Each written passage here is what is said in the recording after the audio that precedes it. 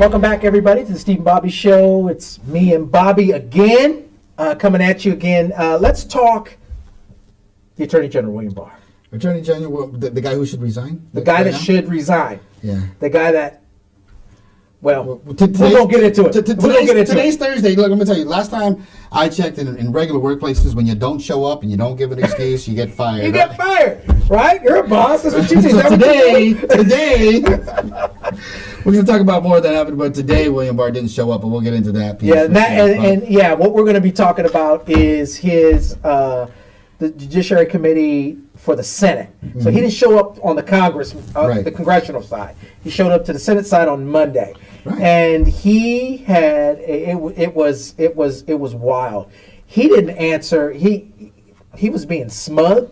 Mm-hmm. He was being being combative. Well, so he showed up, right? Yeah. I mean, he showed up. I mean, there was a lot of talk that maybe he won't show up.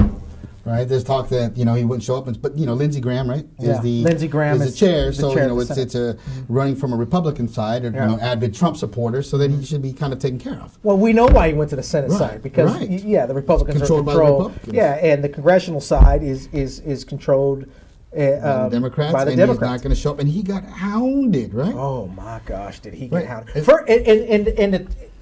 There's talk now of wanting him to resign. Yes. And there are several senators, 8 now. There's talk of him being impeached. Yes. Talk of him being impeached. Senator Hirono from Hawaii, of course. Mm-hmm. Blumenthal, the Connecticut Democrat. Cory Booker, Kamala Harris, Elizabeth Warren, Christian Gillibrand, Sherrod Brown, and Chris Vahalan. But these are people that are running for president also, so they know what the base wants to happen. Mm-hmm. But Nancy Pelosi today, and let me talk about the congressional leaders. David, from Rhode Island, Sisline, I can't think of it. I can't say it. Yeah, I can't say that name. Diana DeGetti, Ted Lieu, of course, one of our favorites. Love him. Ro Khanna, Democrat from California, Kathleen Rice, and Maxine Waters are asking for impeachment to the Attorney General. And on the Senate side, that's that could move, because if the Attorney General, if you could prove that he lied, that's not good. You know what I mean? Because he's the chief law enforcement of the United States of America, the entire United States, in charge of every single law enforcement, right. And that's everything: DHS, Border Patrol, police officers, Federal Bureau of Investigation, Central Intelligence Agency. He's the man, Attorney General. And the purpose for him to come to this committee, yes, to present for this committee, is just to be questioned about the Mueller report. Yep. How he handled it, what he did, yep, was it good? Just to get to the truth of the matter in that fact of, giving us the report. Because there's a lot of questions. I know a lot of you have questions. It's like, you start off with one 4-page report for a 484-page report, right? I mean, you think about it. If I was to read a book, in college, and it was 484 pages, my report and study for that book is going to be a lot longer than 4 pages, right? And he gave us a 4-page thing, and then he changed it. Yes. That story changed. Yep. Everything changed, and so it's why. So we have to question it. Right. We have to investigate this issue, and so that's why he's there in front of the committee. And he's in front of and also we got to understand, the day prior to this Judiciary Committee, the Senate Judiciary Committee, it was leaked to the Washington Post that Mueller wrote a memorandum to William Barr, furious of the fact of what William Barr put in his 4-page memo. They did not. Mueller did not like it. He did not like it, and this was leaked to the press a day prior. William Barr had to answer for that, and William Barr admitted that Mueller didn't like it. So now he's stuck in this catch-22 where, okay, you were telling us when they released the Mueller report that Mueller was on, everything that you put out, you discussed it with them, and it was okay. He was, you guys were riding on the same train, and that's not what happened. Mueller was furious of this, and they talked about this. They went into detail about this, but that's not really what is interesting, because there are actually 3 different senators, Hirono, we were just talking about, Kamala Harris, and Cory Booker, that did some questioning to to William Barr, the Attorney General. And we wanted to put these together. We tried to put as much as we could. They're about 2 minutes long, but stay with us on this because it's really important that you listen to what they're saying. So listen to Kamala Harris. If you didn't see it or hear it yet, pay attention. Pay attention. Attorney General Barr, has the President or anyone at the White House ever asked or suggested that you open an investigation of anyone? I wouldn't. Yes or no? Could you repeat that question? I will repeat it. Yeah. Has the President or anyone at the White House ever asked or suggested that you open an investigation of anyone? Yes or no, please, sir? The President or anybody else? Seems you would remember something like that and be able to tell us. Yeah, but I'm trying to grapple with the word suggest. I mean, there have been discussions of matters out there that they have not asked me to open an investigation, but Perhaps they've suggested, I don't know. I wouldn't say suggest. hinted, I don't know. inferred. Now, the one thing about Kamala Harris that people need to understand is she was Attorney General of California. She is a big time lawyer. If you're from the state of California like we are, you know who Kamala Harris is. You know who she is. She was also the district attorney of Alameda and San Francisco. The lady knows what she's doing. Right, and she kind of knows what he should be doing too. And she's insinuating that in her line of questioning. I'm stuck with suggest. Hinted? He's splitting hairs. This guy's No, he splitting just doesn't hairs. want to answer because Yeah. he doesn't want to bring anybody else's name in. I mean, come on, Yeah. he's being put under oath. He's being questioned, so Yeah. he's being very careful At what he with says. what he's saying. And as you should be when Yeah. you're put under oath, you should be very careful with what you're saying. And I think at that point he's kind of stuck. He doesn't know where she's going. He doesn't understand, how she's leading the question. So if he can bail out, and they're on a time limit, Yeah. right? So he's going to bail out of that. Like, I don't know. Come on, Steve. Has anyone ever suggested you should brush your teeth? Not yet. My mom. My mom has So yeah, suggested the that. answer is yes. The answer is yes, right? And it's a simple one. I mean, people may have suggested someone had to be investigated or not. Yeah. And there's simple ones. You can say, yeah, someone has other than the president, like my friends, Yeah. like my kid, Yeah. my dog. And what and what I like about Kamala Harris when in her line of question, she did the same thing with Kavanaugh. She did this. They put him under oath. Yes. And then she asked very direct questions, like yes or no, insinuate. You know what I mean? It was great questioning, line of questioning, and everything leads to something else. Right, and we didn't get it in that video there, but she went on to other questioning about how he did his job. Yes. And one of those questions is, did you even look at the evidence? Yeah. Oh yes, very Did good you look point. at the Yeah. underlying evidence? Yeah. And he's like, well, I don't have to. It's kind of like the U.S. attorney is supposed to do that stuff. And then she says, well, you're the one who's supposed to make the decision. Yes. Not the U.S. attorney. And he's like, well, I Yeah. and just kind of, He there was no answer that came out of that man the whole time he sat there. I mean, it's your job to look at the information. It's your job, right? It's your job to make sure that the evidence is there. If you feel that you are the one that's supposed to make the decision whether or not the president is guilty or should be indicted of committing any crimes, you actually need to make sure that the evidence that is there that exonerates or that makes them guilty, you need to make sure that it's the correct evidence, right? That it actually does what it says or what the report says. And if you didn't review it at all, then how do you actually know anything? How do you know what's going on? Right. So we had Kamala Harris, and now we have Cory Booker. So Cory Booker, he's another accomplished lawyer in the state of New Jersey. He worked in private practice for a while, but he's a lawyer. He's a Yale Harvard scholar, went to Oxford, smart dude. Cory Booker's a little bit different, and he may be bland to some people, but Cory Booker was using Barr's words to kind of lead into his line of questioning. That's why, if you notice, we cut some of this so you understand where his questioning is. So just everything has a point. So I want you to take a listen to, because the last video is really good. We have Hirono, excellent. So everything leads to something. So take a listen to Cory Booker, the senator from New Jersey. And you said the American people should be grateful that the president sought to benefit from material and information. But they did seek to benefit from that material. Donald Trump Jr. in his own email seemed to celebrate that he might have access to information from a foreign adversary. Is that correct? Is that something the American people should be He was grateful for? apparently. Should the American people be grateful that in the face of our attack on our democracy by a foreign adversary, that the President of the United States made several documented attempts to thwart an investigation into the links between his campaigns and Russia? You use that word grateful again, that the American people should be grateful. Is that something we should be grateful for? I'm talking about the attempts that this president made, that Mueller pointed to at least 10 attempts to thwart an investigation into the links between his campaign and Russia. Should we be grateful for those 10 well-documented attempts? Let me continue. Should the American people be grateful that the Trump had more than 215 documented contacts between Russian-linked operatives and then lied about them and tried to hide them? Is that something the American people should be grateful for? Any president, this one or any right now, have a new normal in our country.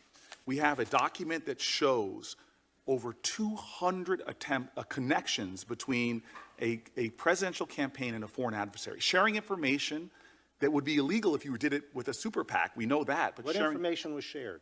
Polling data was shared, sir. It's in the report. I can cite you the page. With who? And I guess my point is that your willingness to seem to brush over this and use words like the American people should be grateful. What's in this report? Nobody should be grateful. So the great thing about Cory Booker's statement, if you guys go back and you guys watch it, it was actually it's kind of like the setup. So they had Kamala Harris, right, ask specific questions. Cory Booker was using the Attorney General William Barr's wording to say specific things that he was saying during the first memorandum that he did, the 4-page that you were talking about, the memo, right? And then you have the senator from Hawaii, Hirono, which is one of our favorites, say this. Let's take a listen. Mr. Barr, now the American people know that you are no different from Rudy Giuliani or Kellyanne Conway or any of the other people who sacrificed their once decent reputation for the grifter and liar who sits in the Oval Office. You should never have been involved in supervising the Robert Mueller investigation. Once the report was delivered by the special counsel, you delayed its release for more than 2 weeks. You let the president's personal lawyers look at it before you even deigned to let Congress or the public see it. You put the power and authority of the Office of the Attorney General and the Department of Justice behind a public relations effort to help Donald Trump protect himself. Finally, you lied to Congress. You told Representative Charlie Crist that you didn't know what objections Mueller's team might have to your March 24th so-called summary. You lied. And now we know. A lot of respected nonpartisan legal experts and elected officials were surprised by your efforts to protect the president. But I wasn't surprised. You did exactly what I thought you'd do. It's why I voted against your confirmation. Bam! Oh my God, I love Hirono. Hirono, Ted Lieu. Boom. There you go, man. They're in your face. You know. The thing is that if you guys can go watch the full clips and the full thing, it'd be great. You go back and look at it because there's a lot of information there, and then and it's like for a person like William Barr to go in and start talking in his answers like, "What was that illegal? Was that illegal?" Yeah. Saying everyone should be look at the legality behind it, right? Yeah. Is it legal? Then keep your answers and your talk to just legal terms. And like Cory Booker got on him for saying grateful. Yeah. Right? Grateful. Yeah. Well, it should be grateful. What Donald Trump did in Hirono's questioning, I think it was, she was asking about, is it right for a president to do it? He said, well, it's legal. It's legal. It has nothing to do with whether it's right or wrong or we should expect it. But the point is that he is going now and saying we should be grateful for those things. Mm-hmm. We should be grateful, that there was no collusion. We should be grateful for the report and everything. Look, we're only grateful if we do something with the information, have a firm standing on what is there, right? Yep. And he's not exonerated by any means. He sure made it seem that way.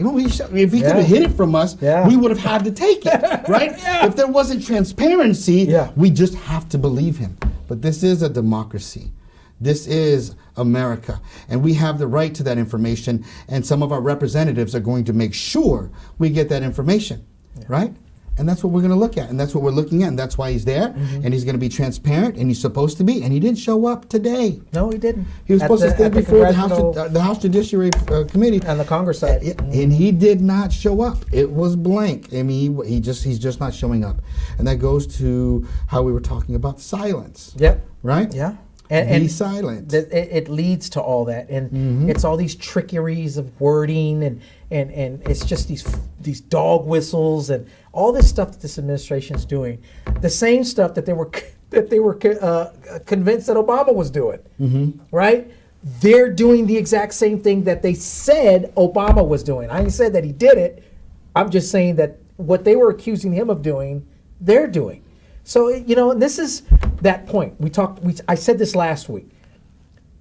Replace Donald Trump, okay, and put Bernie Sanders as president. Would you accept what Donald Trump is doing and if Bernie Sanders was doing it? Or Hillary Clinton? Or Barack Obama? Or Joe Biden? Pete Buttigieg, Kamala Harris, Cory Booker, all of them. Just anybody. Anybody. Would you accept it? You wouldn't. In fact, even in the Mueller report, we showed it last week. The Mueller report this week, under investigating him under a code of ethics. There's a justice manual standard, right? Yep.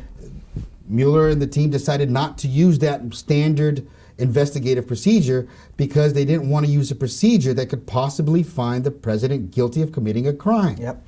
From the very get-go, the investigation was to seek out the truth, but not to be the body that would indict the sitting president. Right. They had the opportunity to indict other folks, Yep. but not the sitting president. So they used a method in which they would leave it in congressional hands. Yeah. Okay, fine, that was what you did. I wish you would have just done it differently, in the fact to find him guilty, and then we could start the process easier, right?